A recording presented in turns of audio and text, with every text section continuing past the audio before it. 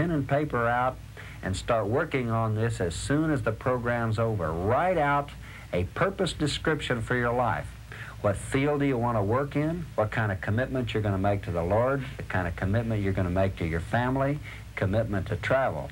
Try to take a half a sheet of paper and see if you can describe what you think your purpose and calling is. For me, I might say, and mine could follow a general pattern like the call on my life is to help people develop. The call on my life is to help people in all walks of life manage and plan and do a better job of planning and management so they can be more productive. A call on my life is to serve the Lord with the strengths and weaknesses and the talents that He's given me.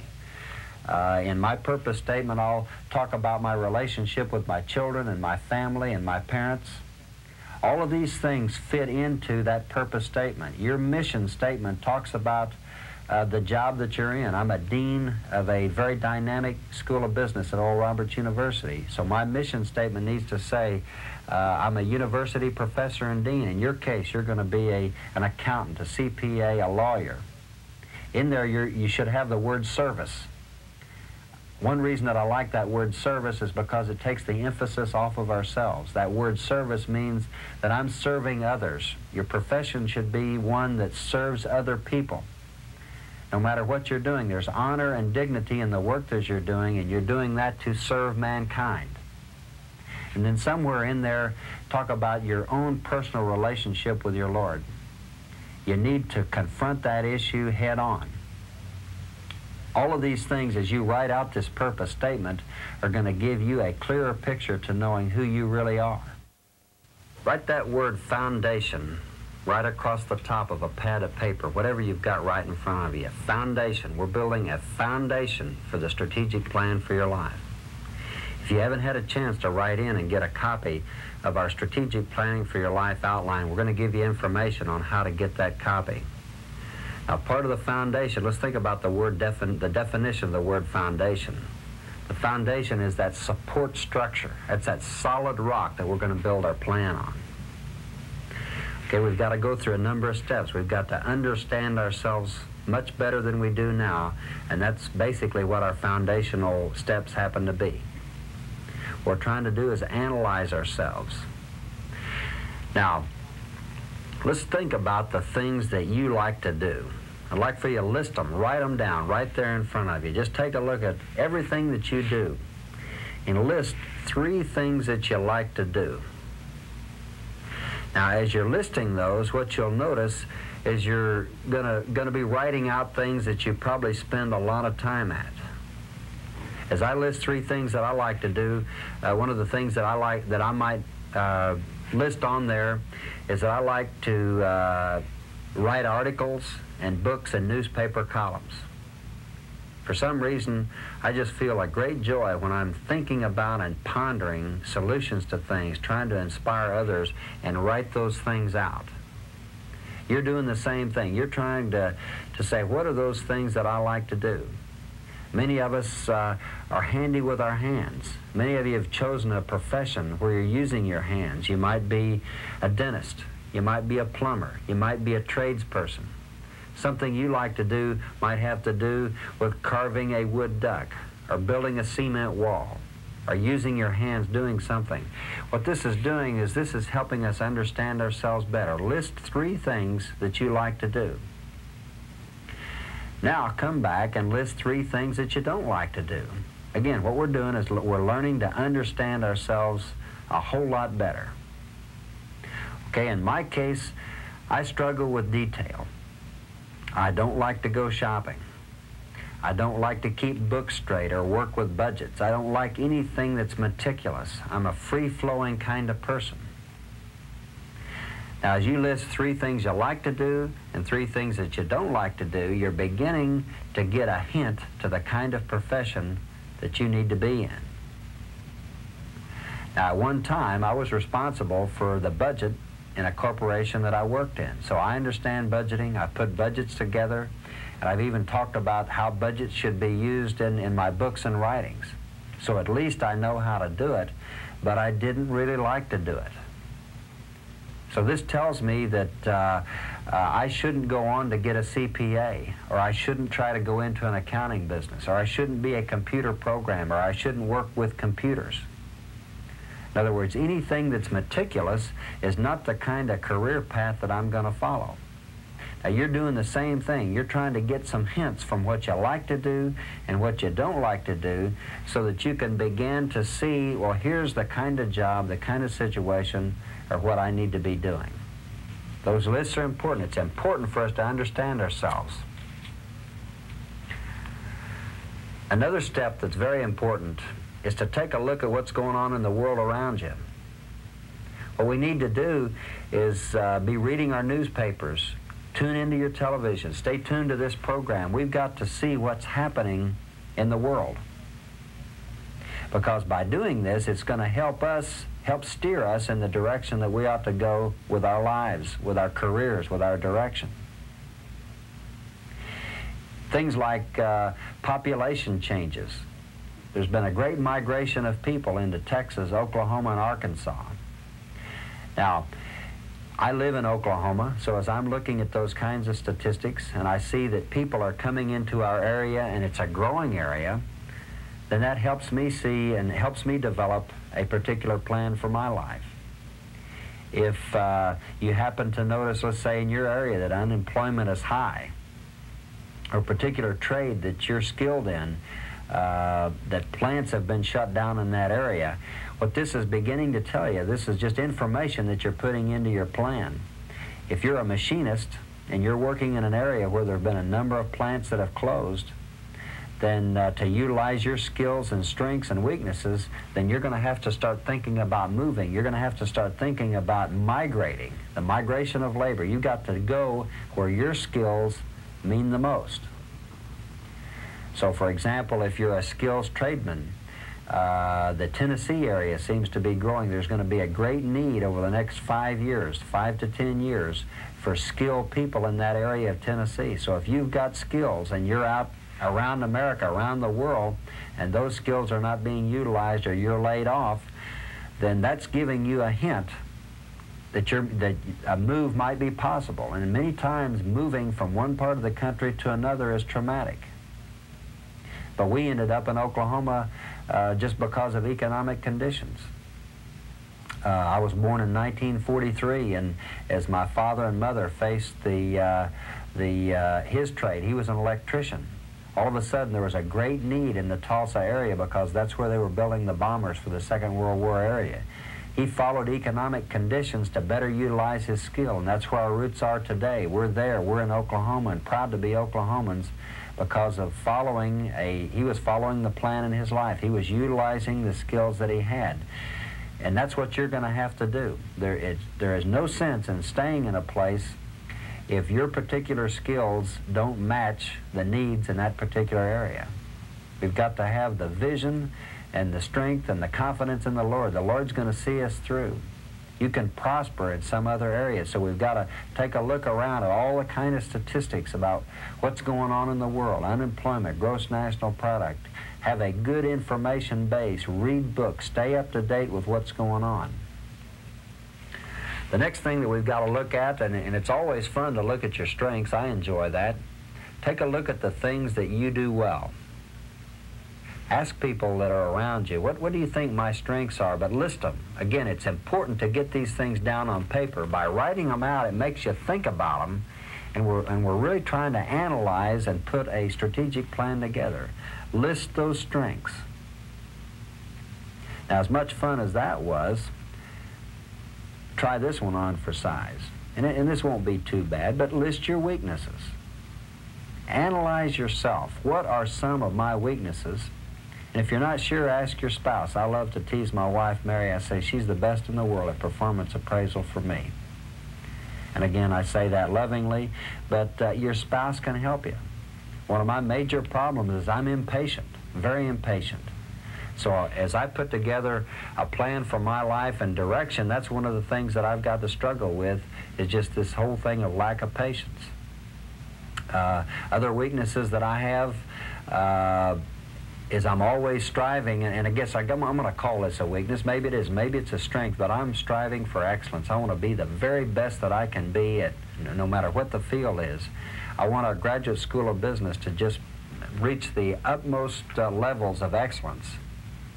And that I'm going to call a strength. The weaknesses part is many times it's difficult for me to accept something if I don't think that it's met that level of performance. But the key is for you, friend. You analyze your strengths, you analyze your weaknesses, because as you look for careers and directions, those weaknesses are things that are holding you back.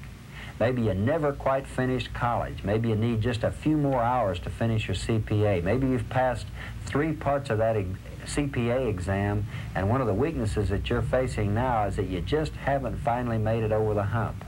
We want to realistically look at these points so that as we develop a plan, our plan can be realistic. So again, what we're emphasizing today, what do I like to do? What are things that I don't like to do? What's going on out there in the world? What are my strengths? What are the strengths that I can build on?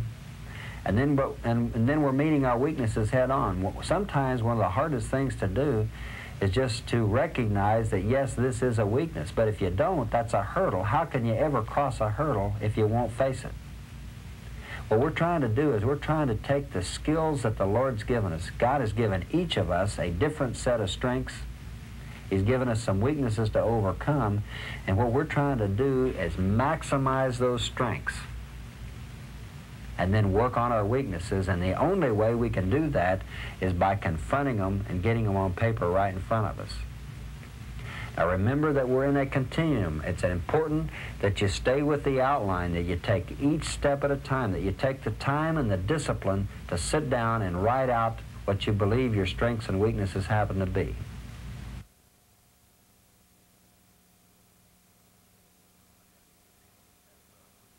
I've got an interesting little test that I want you to work on. I'd like for you to look at ranking your job goals. Now this is an interesting exercise, and what we want you to do is I've given you a number of job goals to rank. We want to rank what's the most important to you. Start with number 1 at what's most important and rank them right on down to the last or the 8th. Now, if you have your own personal planning outline, just turn to page 11 and go right ahead and rank those 1, 2, right on through 8. If you don't, put the number A, B, C, D, E, F, G, and H, and rank which of these are the most important to you. A is satisfying my boss's expectations. B, prestige and status. C is job security. D, opportunity for independent thought and action. E, higher salary, more benefits, or both. F, recognition for good performance. G, promotion to a better job. H, personal growth and development. What you're doing, you've got to ponder some choices. Take a little bit of time now and look at these 8 job goals and say, which of those are really the most important to me? What am I really working for on my job? That most important thing, rank number 1. Then look down to number 2. What's the second most important thing? Let's take the time to take and rank each one of those. Number 3, number 4, right on down through the very last one. What we're trying to do is get a picture of what's important on the job. Continue ranking your goals, and what we want to do is see what's important on our job, and then we're going to translate that into how it affects our lives, how it affects our strategic direction. Now, here's what I believe that you'll find has taken place. I've given a 72-question questionnaire over the last 15 years to about 10,000 people. Every time I work in a company, an organization, a school district, wherever I go, I try to gather data about people like yourselves, and one of the questions that I always ask is this ranking of the job goals. Now, here's generally the kind of response that I get, and compare the general norm against what you ranked. But generally speaking, The three that rank the highest are D, the opportunity for independent thought and action, F, recognition for good performance, and H, personal growth and development. Now let's stop and think about that a little bit. Let's just assume that that's what you put down today. That's saying that in this time and age, we're saying of all these factors here, these are the most important to me on my job. Now, if you did like most, and you did not rank job security or money or pay that high, let's think about what that tells us.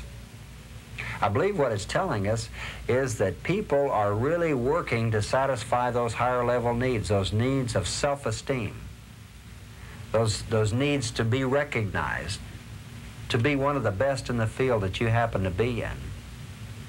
Now, if that's really what we're working for, then what you've got to do is you've got to analyze your job and say, is my job giving me the opportunity for these three things? And let's just pause just a little bit and think about that.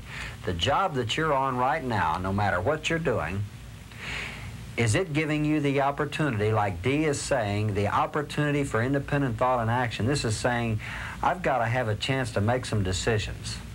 I want to plan my work. I want to have some control of the work around me.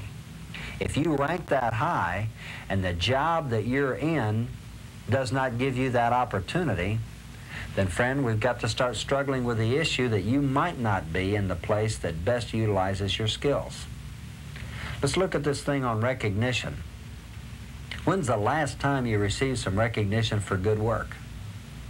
If you can't remember when, then there's something wrong in the management system that you're operating in.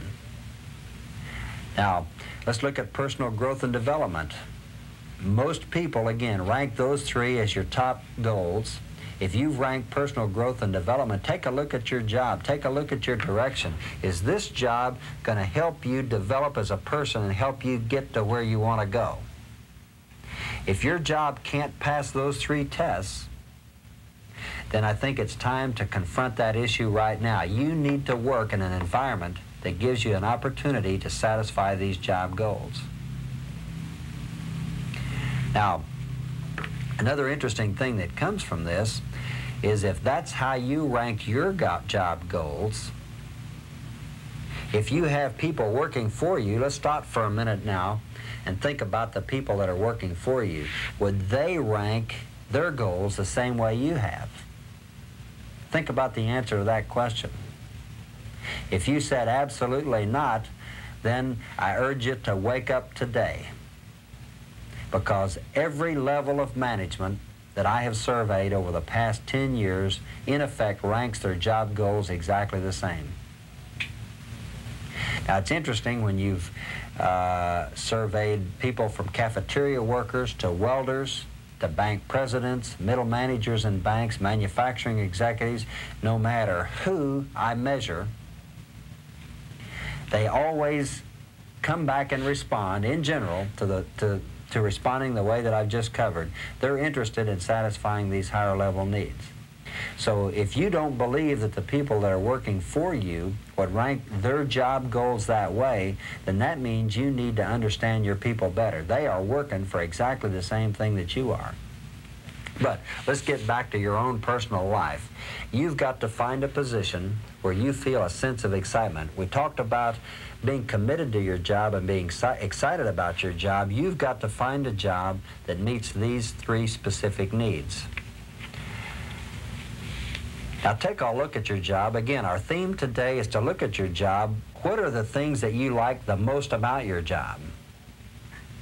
Okay, my job as a dean, I love the opportunity to interact with other people, to sell what I believe is the greatest business school in America.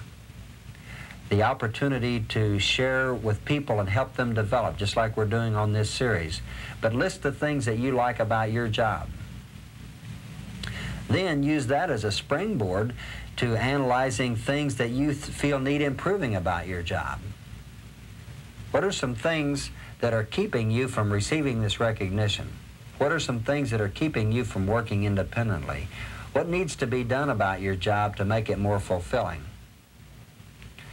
Now, as you list this, then what I hope you can see then is these areas that need improvement. This gives you a chance to recognize what they are and to start working on them. Now, in the surveys that I'm doing on personal planning, I've been asking the question about how much people feel they're achieving their potential. And right now, the evidence is beginning to show that about half the people responding to the surveys are saying that they are not, their job does not give them the opportunity to live up to their potential. Again, that's telling us at least 50% of the people, if these statistics are holding true, and as we continue to study more people, we'll get more conclusive answers. But if these are good statistics, it's possible that half of you out there viewing the program today are not achieving your potential on your job. Now, if that's the case, then that means your job is holding you back.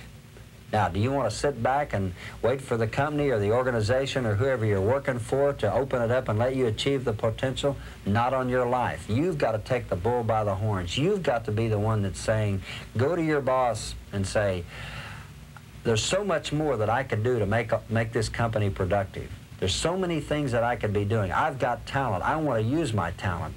You wouldn't think about playing on your church softball team and only going half speed. Or if you had a way to contribute, you wouldn't think about not going to the coach and saying what you could achieve. No, you wouldn't. Go to your boss and say, here's the things that I can do to be more successful. I'd like a chance.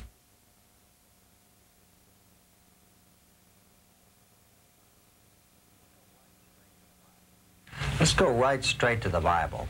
Let's go to Acts 2:17 and see what the Lord is trying to tell us about our visions and dreams. Let me read to you from 2:17. Your young men shall see visions, and your old men shall dream dreams.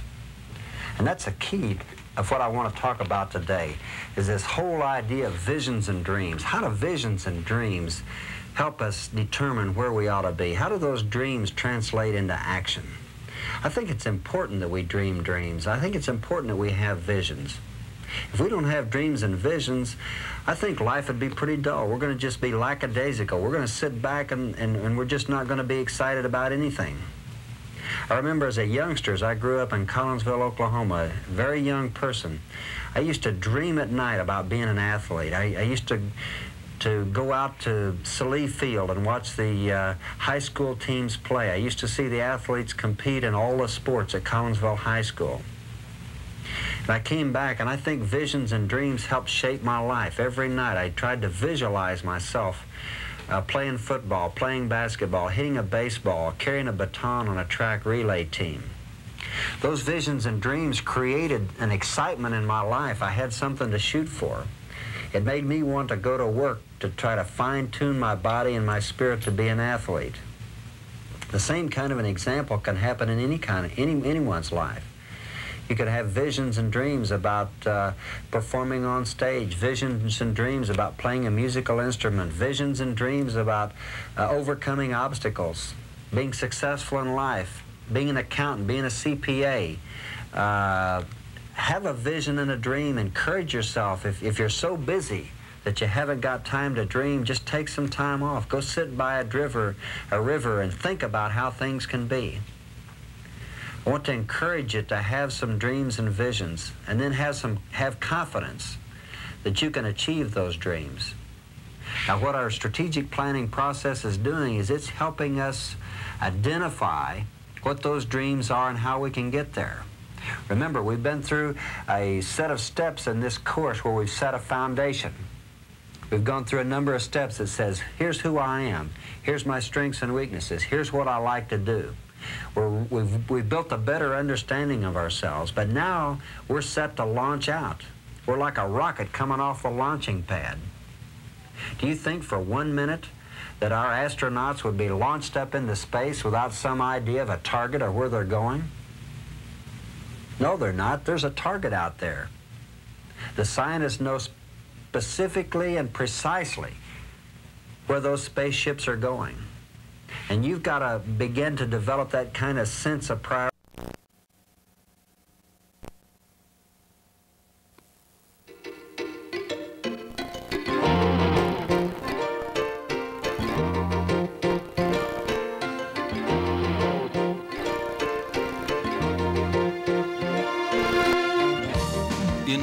world, success is measured in many ways. Regardless of your definition of success, you need one important ingredient to achieve that goal: a plan. In the next hour, Dr. Henry Migliore, an internationally recognized author, educator, organizational specialist, and motivational speaker, will take you step by step through a systematic philosophy entitled Strategic Long-Range Planning. This concept is designed to help you achieve your success by a goal-oriented planning system. In more than 30 years of experience, Dr. Migliore has been successful in applying this management philosophy in both large corporate environments and small business enterprises, universities, churches, ministries, as well as personal family life worldwide.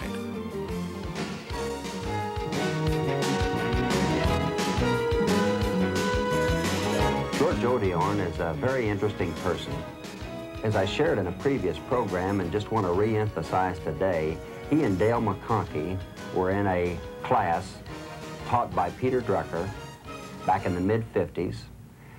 And Peter Drucker in that particular class period talked about and used the words management by objectives. Both of these men studied under Drucker, thought about those terms, and George Odiorn wrote the first best-selling book on management by objectives that came out in 1965. I had the first opportunity to meet George in person in 1967. I was the chief industrial engineer for Continental Can's Indiana plant and had the opportunity to go study under him at the University of Michigan. It's obvious that I was in awe and looking forward to meeting this person. He had already made enough contributions that everyone knew about him and talked about him. What I found was a very dynamic, forward-thinking leader, a manager, and someone that just took great, intense interest in the people in the seminar. And I still credit Dr. Odiorn today for giving me the encouragement to write that very first article on how to use MBO at the blue-collar level. And he really helped me edit that so that it now became chapter 5 in that blue-collar book. But it was from that encouragement that I really began to learn more and more about management by objectives, leadership, and all those other kinds of things that help us succeed on the job. The whole idea of commitment today, I believe, is more important than it's ever been. What's happened in our society, if you really look back through the years and try to see from where we've come and where we are now, back in the turn of the century, people were struggling to have jobs, to make money, to get by. And they were, in effect, just trying to meet their lower-level needs. Need to pay your rent, pay your bills, and do those kinds of things. But right now, we've got a society, our society has never been better educated. Right now, people are interested in making contributions. They're learning more, they're higher educated. So we as managers have got to come up with a way to help people meet these higher level needs, and that's where these commitments are going to come from. If you will, think with me and let's think about one hand being the organization's objectives and needs, which would be profit, survival, and paying your taxes and things like that, and think of the other hand as being an individual's needs. Think about those things of recognition, the opportunity to work independently, the opportunity to satisfy these higher level needs. Now just sit there and put your hands together and squeeze them. And what is the sensation that you get? Your sensation is just like mine. What you feel is a great strength. Organizational needs coming together with an individual needs. Great strength. Now what happens if you take and put your hands together like this, and anyone in that room viewing this program with you today can break your hands apart. If the people's needs are not met, then the organization is not going to get this kind of strength. So we as management need to work on this whole area of commitment, and the way to get people committed is find a way to manage that people can feel good about themselves. Every day when you go to work, go in and make someone feel good about themselves. Continually emphasize this whole area of accountability. When they do a good job, let them know. All the keys of management by objectives are going to help people be more committed. Once you achieve that commitment, then you're going to have a more stable workforce, and your workforce is going to want to work harder, and produce more on the job. A strategic plan for your life. So far we've emphasized strategic planning on the job. Now we're going to talk about strategic planning for your life. What I've done is taken all the principles that I've learned over the last 20 years working for major corporations, for oil companies, railroads, construction companies, businesses of all kinds, and taken those very same principles and developed a workbook, developed an outline for you to follow that'll help you develop a strategic plan for your life. Now, let's take a look. What does the Lord want us to do? Let's take a look at a couple of scriptures and try to see what these scriptures have to say. The first one we'll look at will be 1 Corinthians 14:33. Let me read that to you. For God is not the author of confusion, but of peace. God is telling us to take the confusion out of our lives. How many of us out there today are just struggling, and almost our goal is just to get by? Every day, life just becomes let's get by today, and then we'll worry about tomorrow. The Lord is coming in and telling us, let's get rid of the confusion and find peace. How do we find peace? Let's go through the outline that I'm going to share with you today, and let's develop a strategic plan for your life. Take a look at Ephesians 5:15. When I read Ephesians 5:15, it looks to me like it's saying, let's accomplish something and use our time. So the Lord is coming back and beseeching us and saying, let's have a plan, but let's also be accountable and use our time wisely. And that's what we're trying to do in this whole area of strategic planning for your life, is to try to make the most of the time that the Lord has given us. Now, it'll be very important throughout this particular series for you to have a pad of paper, to have a pen, and to make good notes. What we want to do is start from step one, and it'll take a few sessions, but we're going to finally get down to the point of developing direction. Now, these early steps are what I call the foundation steps. We've got to develop some foundations so that we can really understand ourselves, know ourselves better, analyze our own strengths and weaknesses, and then be able to say, here's where I ought to go. So what do we do in step one? Think about how you would describe yourself to someone you've never seen. Just take anywhere you've been today. Just take a look at a random person out there, and let's just say by chance, if you had the opportunity to go describe yourself to them, be thinking about how you'd make that description. After the program, you'll have more time, and I suggest to you that you just write out a paragraph. What would you say to that person as you're on an airline flight, the person next to you? And many times, I've been in that situation, someone will say, well, who are you, or what do you do? Think about that answer. How would you describe yourself to someone you've never seen? Now, as you're thinking about that, come back, and here's a point to think about today. Would your friends, would your wife, your husband, your children describe you the same way? That's interesting. If I'm on a flight, I'm describing myself to someone else, but now is that a true description? If my best friend was there, or my wife was there, and she said, well, Henry Migliore, well, tell me about Henry Migliore, would my wife write out the same paragraph or make the same description? Now, why is this important as a foundation? It's important because of this reason.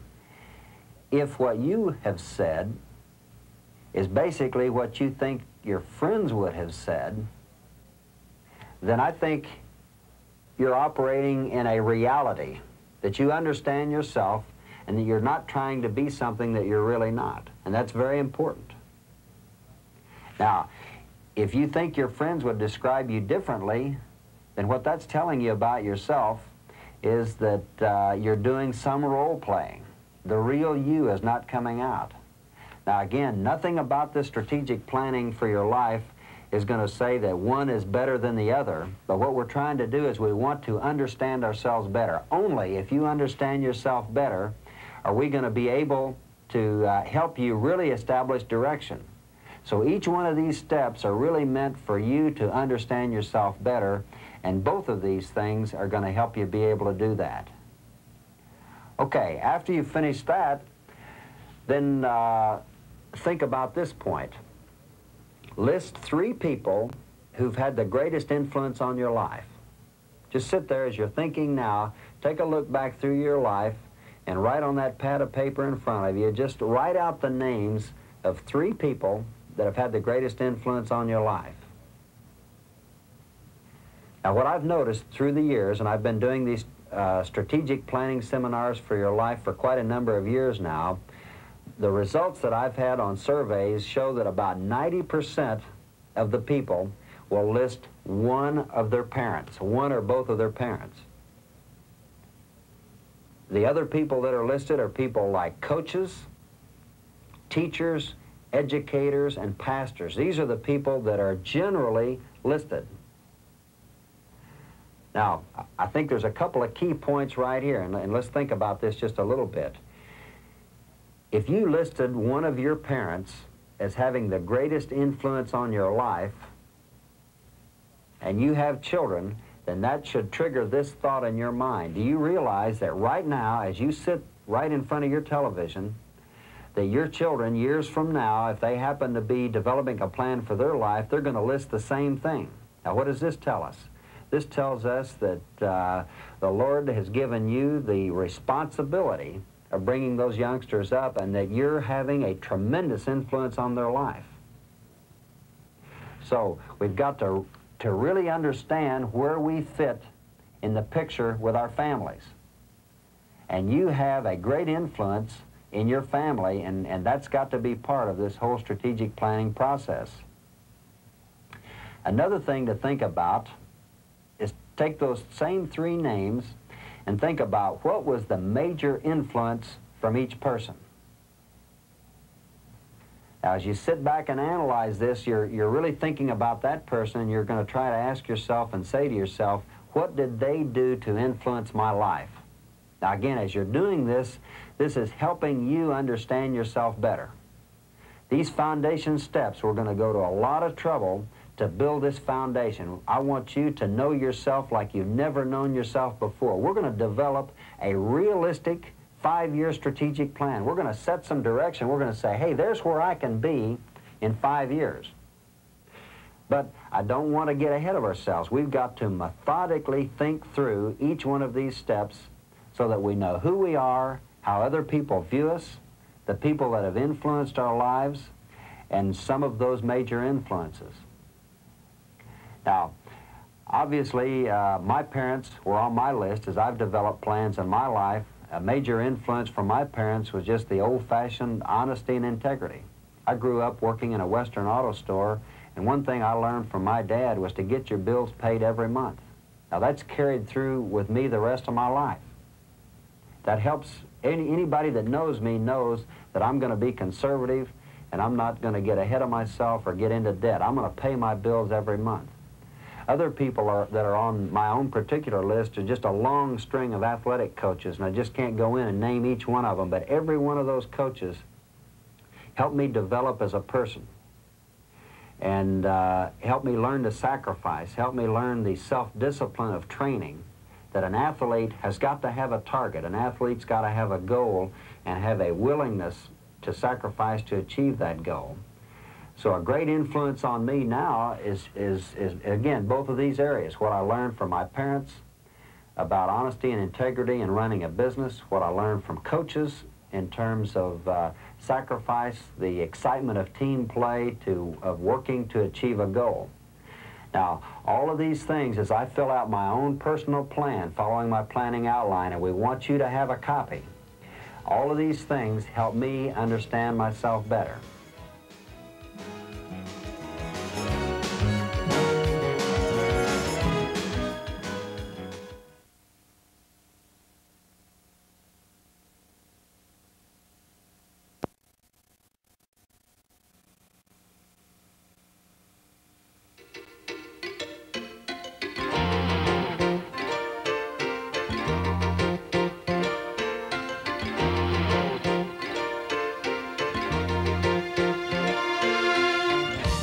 In today's world, success is measured in many ways.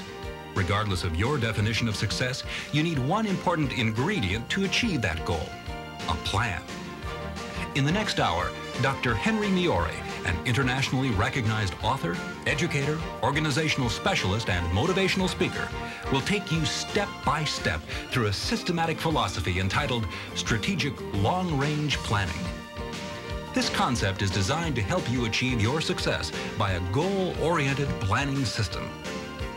In more than 30 years of experience, Dr. Migliore has been successful in applying this management philosophy in both large corporate environments and small business enterprises, universities, churches, ministries, as well as personal family life worldwide. And now, Dr. Henry Migliore. Now remember, we're working on the foundation for the strategic plan for your life. We're taking things a step at a time.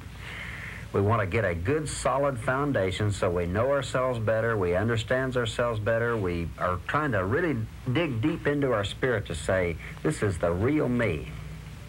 Once we've discovered that real me in a few sessions, then we're going to take a look out into that 5th-year horizon and say, where can I be in 5 years? With the Lord's help, what can I become? What does the Lord want me to become? We're going to establish strategic direction in your life. Now remember, for these learning sessions to make the most, to mean the most to you, you need to have a pad of paper or a pencil. If you'd like to write in and get a copy of the strategic plan for your life outline, we'll share with you later how to get that copy. Now remember, in our first session, we asked you to think about how you describe yourself to someone else, how someone knows you would describe you. We talked about people that influence your life and what those influences are. What we're trying to do is help you get to know yourself better. Now today, again, it's part of it that I enjoy the most is because I've got hobbies and things that I like to do. But just take out your sheet of paper and list your favorite activities and hobbies. Just make a list. Just run right down a list. What are some of the things you like to do? For me, I'm going to list fishing and hunting and canoeing, the outdoors and rafting, things like that. As I list these, it helps me see what the kinds of things that I really enjoy doing.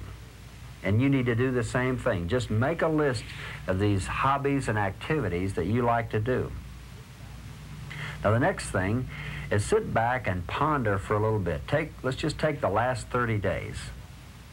Begin to think and visualize in your own mind. List 3 things that made you feel good this month.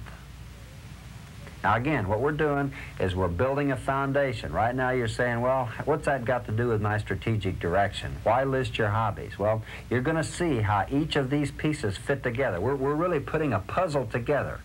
Think about your face as being the puzzle. And we're taking little parts that seems like they don't really fit together, but we're putting each part in place. And before long, we're going to have a whole puzzle put together. And you know what we're going to see? We're going to see you, your bright, shiny, smiling face, and we're going to see you and where you can be if you'll follow the principles that we're talking about. So again, write out 3 things that made you feel good this month. Now, what do these 2 exercises mean to us? Number 1, as we've listed those things that we've enjoyed to do, that gives us a hint about a second profession. We seem to be entering a phase in America where it's just very hard to get by on your original profession, no matter what you are, lawyer, dentist, governmental worker, computer operator, whatever you do. It seems like we need just a little more to get by. And if you're always wondering, well, what else could I do to make a little extra spending money, take a look at those activities and hobbies. I have a friend right there in Oklahoma that loves to hunt, loves to fish. And as a hobby, he started carving out wood decoys. This was something that he enjoyed doing through the years. Before long, someone said, well, gosh, I'd like one of those for Christmas. The wife came in and got a decoy for him. Before long, more and more people are asking for those decoys.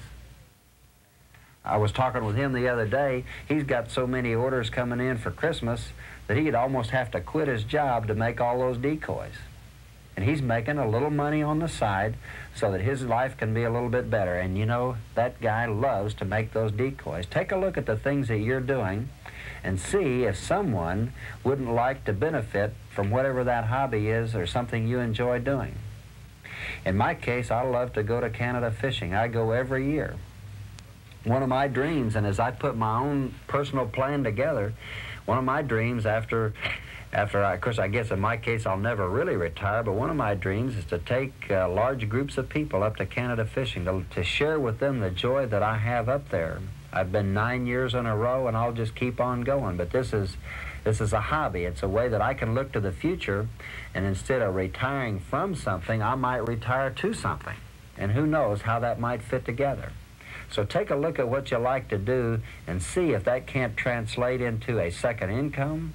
See if that can't translate itself into something that you might do after you retire. Now let's take a look at the things that made you feel good this month. And here, I'm going to be a little tough on you perhaps, but stay with me. Let's just say that you listed 3 things that related to your job and work. Now, there's nothing necessarily wrong with that, but I'm asking you the question, friend, today. If you listed 3 things on the job, let's just say you're a systems analyst, you work with computers, and the 3 things that really made you feel good this month is you debugged a program, or perhaps you worked out a new kind of program, some new innovation, or solved a problem that nobody else could solve. Now that's fine. You've achieved on the job. I'm sure your boss is happy with you, but think about this. I'm going to ask you the question. I'm going to go right to the heart of the issue. Is there balance in your life? Now, I'm not necessarily saying something's wrong, but if you listed all 3 that were work-oriented, then I'm asking you to take a look at your family, take a look at those around you, and something should have happened that was family-oriented this last month. What I'd like to see in this area is that you might list 1 from work. I'd like to see you list 1 that maybe has something to do with your family, and maybe something that has to do with recreation. Now, one of the things we have to be careful about, many of us turn into workaholics. And I know I've got to struggle with that a lot myself. Sometimes my schedule gets so difficult, and it's so hard as I travel around the country working with people, giving seminars and doing things, that if I'm not careful, I'll wear myself down. Again, not necessarily saying that a round of golf or tennis or fishing with a friend or something like that, that it has to be on there or there's something wrong with you, but I'm just saying look at that very critically. Now, by the same token, if you've got 3 or 4 items that all list fishing and fun, then I'm going to ask you another hard question. Maybe you ought to get on the stick and put a little bit more into your life at work.